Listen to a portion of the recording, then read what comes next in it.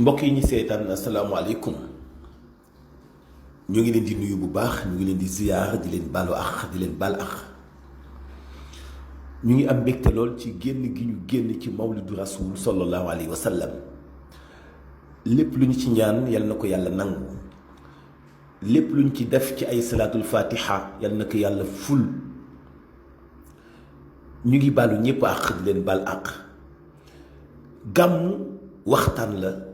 waxtaani ngëneelu sallallahu alayhi wa sallam gën a feddali suñu cofeel ci moom gën a feddali roy gi ñu koy roy moom sallallahu alayhi wa sallam ndax yàlla moo ñu wax ni laqad kaana lakum fi rasulillahi uswatun xasana kon lépp lu ñuy jàngale ci moom ndax dañu koy roy ndax dañu bëgg a mel ni moom mënuñu ko naam waaye fa mu tegoon tànkam ñu teg ko fa ndax dëgg dong la ñuy orienté wa ma atakum rasul fa xuduhu wa ma nahaakum anhu fantahu kon lépp sunna la mais dafay nekk itam occasion ci kilifa diine yi ñuy waxtaan ak seeni ay njaboot di comparer dundu yonente bi njàngalam yonente bi ak li doon actualité di ci def ay orientation di ci wax ci li méngoo ak diine ak njàngalam yonente bi di wax itam dund gi askan wi dund te xëy na méngoowul ak diine te méngoowul ak njàngalem yonent bi sallallahu alayhi wa sallam kilifa yooyu nag ci fu mu doon ci réew mi ku nekk ak fi nga tànn ngir di fa def sa ay yëngatu di fa def sa gàmmu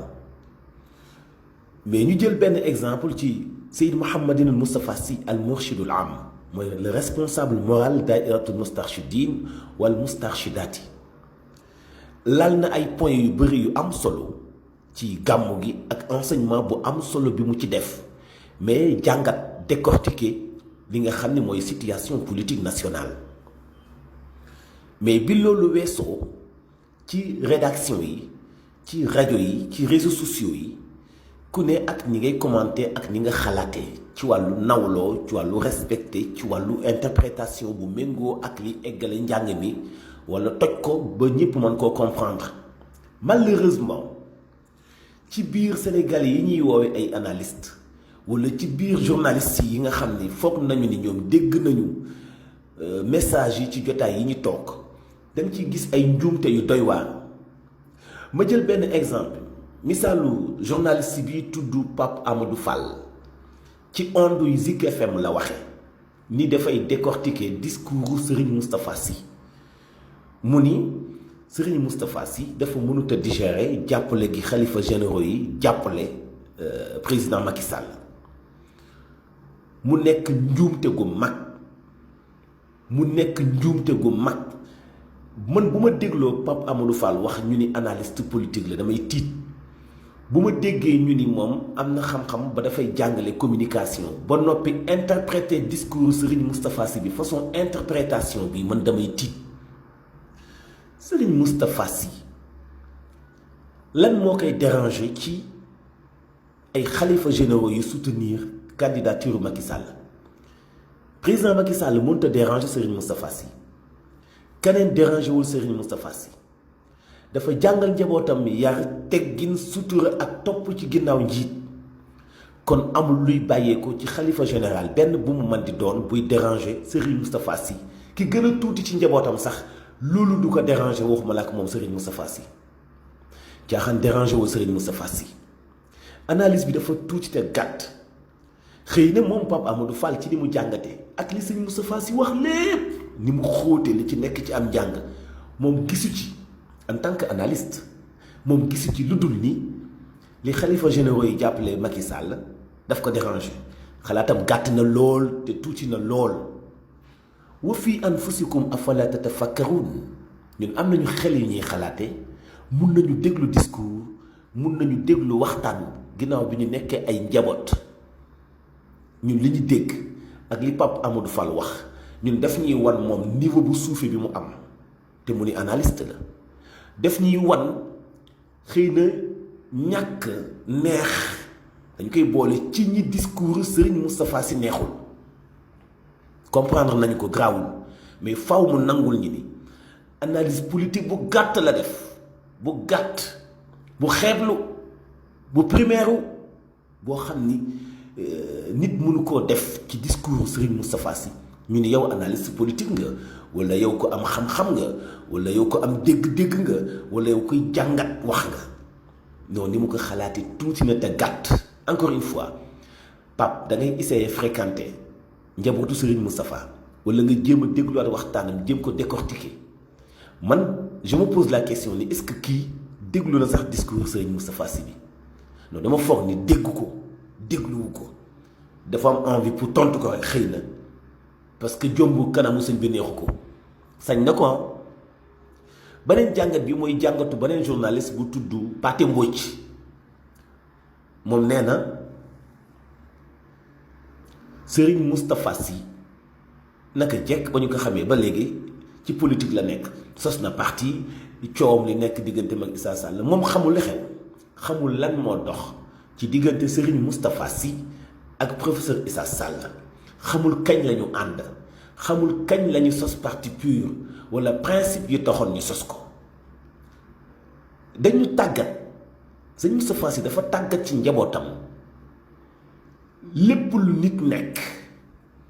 ci àdduna te muy doxal àdduna na ci njabootam nekk parce que loolu la ñu Seydi Cheikh Ahmed Tidiane Sy Al Maktoum jàngal muy universalité àdduna biy dox nekkalu fi ma Samba nekkalu fi ma Demba nekkalu fi Ablaye nekkalu fi Momar ñépp la nekkal te ku nekk am nga sañ-sañ wax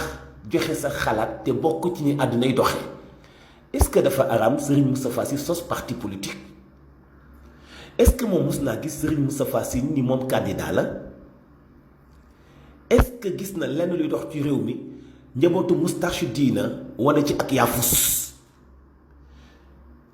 kon dafa mel ni waxam ji amuloon raison d'être wala maîtriser wul lu muy wax wala wax rekk neex ko ñun Pathé xam nañu sa position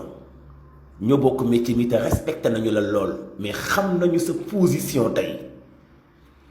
duñu ko dévoiler nag parce que am nañu ay collègues am nañu ay confrères yoo waxtaanal discrètement wax leen fi nga jëm ki ngay jàppale ak ki ngay dooleel kon boo xëyee ak say kàddu attaqué Serigne Moustapha Sy mun na ko bañ a déranger moom wala mu déranger njabootam mais juste faw ñu rappeler la ni la li ngay wax maîtriser woo ko te xamoo ko parce que ni Serigne Moustapha Sy dafay politique rek am njàngaleem orientation weesu na tey fi gis-gisu ñiy def politique ci Sénégal toll comme comprendre ko ñu jéem la recadrer waat delloo la ci discours ba nga déglu ko jàngataat ko ba xam discours politique la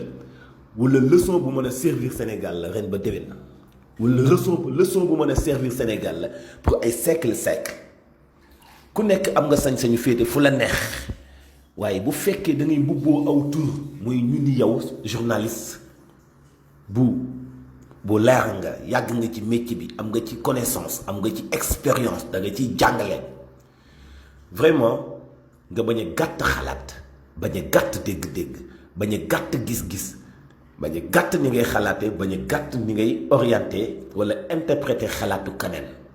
bind téere dafa compliqué bind discours dafa compliqué bu ñu ko xalaatee ba wax ko balaa nga koy jéem a décortiquer da nga koy toppaat ko ba comprendre kiy wax lan lay wax parce que boo bëggee interpréter waxu keneen te maîtriser wu lu muy wax jàngoo ko jàngaatoo ko nafaroo ko te moom expliqué wu la ko yaa ngi trahir ponkalum journaliste mu ñu naw nag ci Sénégal war nga jomb di wax ñu ciy duut baaraam wala ñi lay dégg xam ne yow li ngay jéem a analyser maîtriser woo ko parce que toppoo ko suivre ko loolu jaaduwul muy ñaari jàngat yu ñu remarqué. Par contre beneen analyste politique bu tudd Pape Diogaye Faye comme yéen jiite fi journal xam bu baax comment ça fonctionne le pays di def ay jàngatu politique yu am solo la mu wax mooy moom ni mu déggee message yu Serigne Moustapha Sy orientation la bu ñi jiite réew mi bu ñu amee xel mun nañ ci sukkas ni ko xam ni bari na lu doxul ñu dégloo ko côté bu positif ngir mën ci jubbante li doxul ak li dëng mu dox mu jub noonu la ñuy jàngate da ngay déglu discours delloo si waat histoire defaat rappel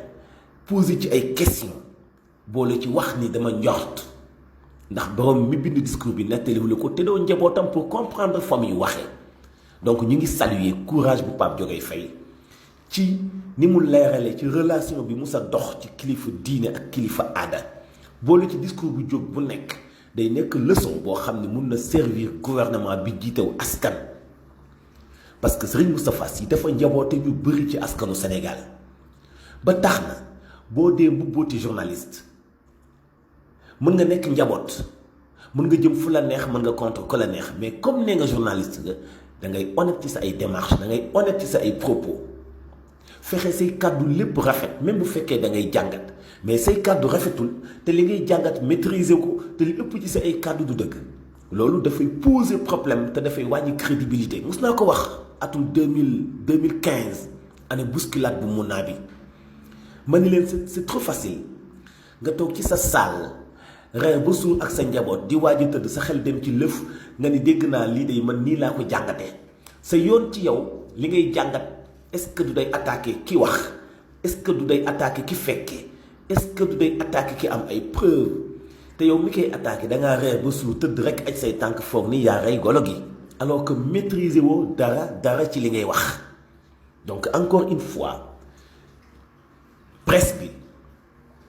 nañuy assister di teewlu discours yi bàyyeekoo ci xadara yi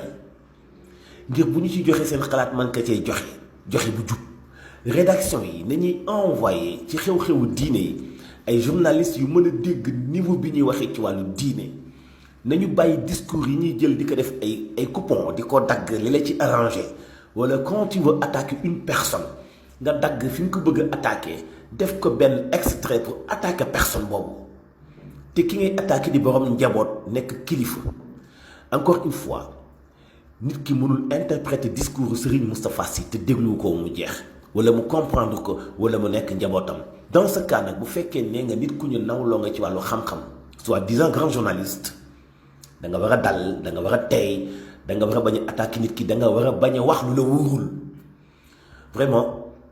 d'accord ñu benn yoon ak Pape Amadou Fall ak Pathé Mbodj ci ni ñu analyser discours Serigne Moustapha bi dafa yomb lool vraiment c'est ni mu woyee fi dafa ëpp nit ki wax na rek nga jël ci forme bi wax leen ci xalaat féete yow ci sa appartenance politique daal di attaqué kenn te muy kilifa diine di borom njaboot non Sénégal ni muy doxee weesu na foofu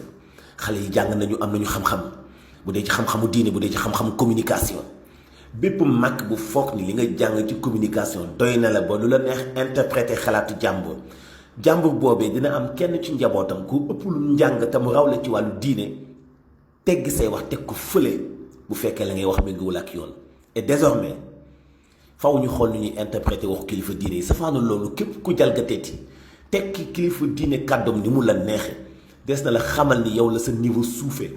waaye kilifa diine gi li mu wax am na fu mu ko teg parce que maîtriser wu leen en général kilifa diine yi la ñuy wax ku mënta jàng Faatiha bu sell mënoo interpréter koo xam ne discours am lépp ci alxuraan la ak sunna nañu bàyyi caaxaan yi te bàyyi borom njaboot yi ñuy fonto Serigne Mouhamadou Moustapha Sy dépassé na interprétation yu ñu koy jox naan dimbali gi ñu dimbali Macky Sall daf ko déranger wala di ko taxé politicien du morom du nawle du maas te xalaatewul fi ngeen di xalaate ñuy encourager aussi Pape Diogaye Faye parce que ni mu xalaate dafa rafet mooy discours bi ñi jiite réew mi mën nañu ko jariñoo ndax dafa am solo effectivement dafa am solo ma leen di renvoyer waat yenn journalistes yi ñu dégluwaat discours bi jàngat ci mu nekk leçon bu leen di servir seen mbokk moo doon def jàngat boobu ngeen déglu ko bu baax nag ak xel bu baax ak xel